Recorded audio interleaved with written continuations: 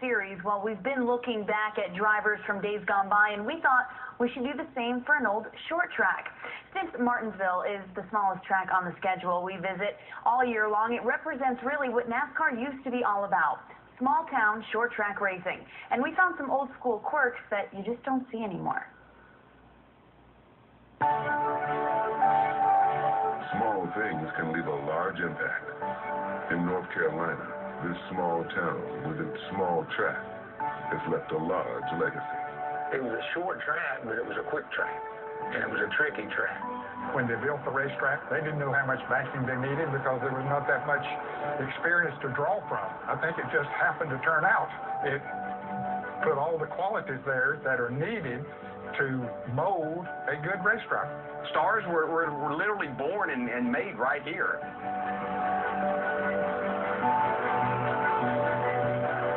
You had the Junior Johnsons and Ned Jarrett's that came through there that cut their teeth on that kind of racetrack. I could go on and on with names that came here to race.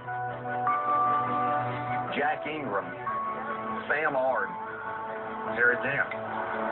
Dale Earnhardt came here for his first pavement race. Dale Jr. actually ran a few races here. If you can get around there, you can run about any other kind of racetrack that we ran. If you can learn to drive Hickory Speedway, you can go anywhere else and win.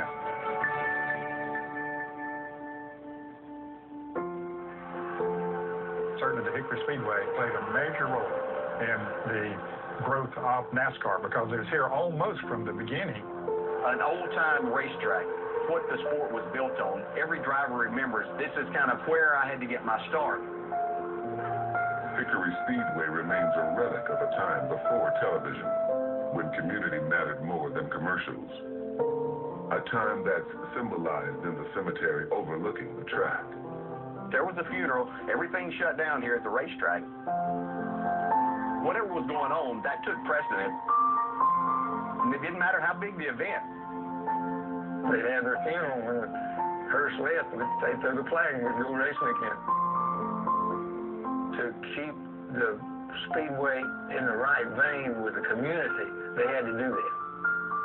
But few bonds would stand the test of time. The popularity of NASCAR soon outgrew the track, and the series left.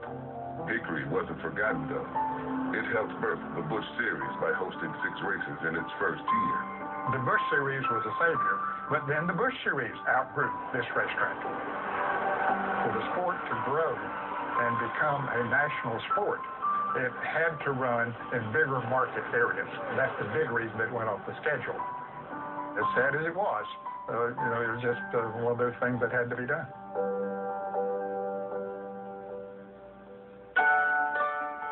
Today, the track is still active, hosting smaller events like NASCAR's All-American Wheeling Series.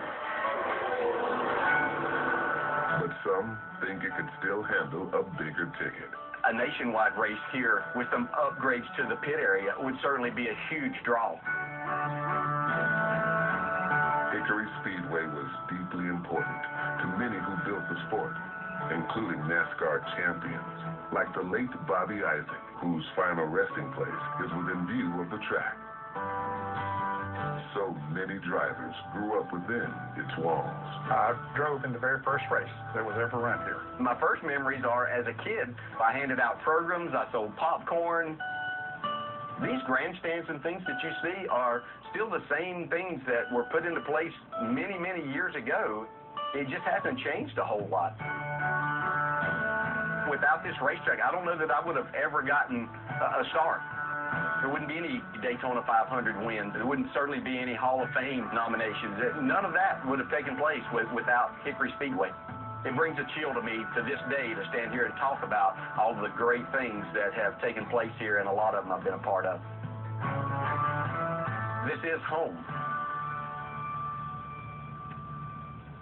Hickory Speedway, just down the road from us here in Charlotte, North Carolina. A track you walk into now, it's all closed up for the most part, and it's sad to see some of these larger mile-and-a-half tracks start to grow as the short tracks shut down to make way to bigger markets. But Jeff, explain to some new NASCAR fans why these short tracks are so important.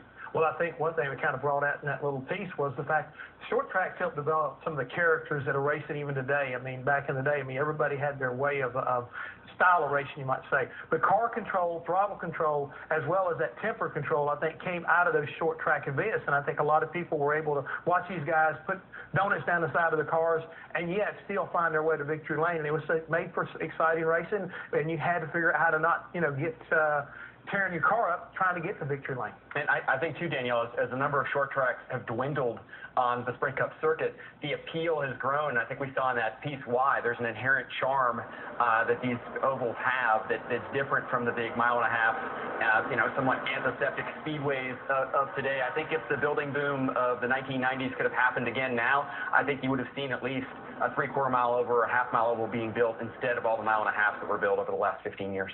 Yeah, the mile-and-a-half tracks like Kansas, Texas, now the trend, but it all began at the short tracks where kids now that are coming up, perhaps the next NASCAR superstars, are still cutting their teeth today.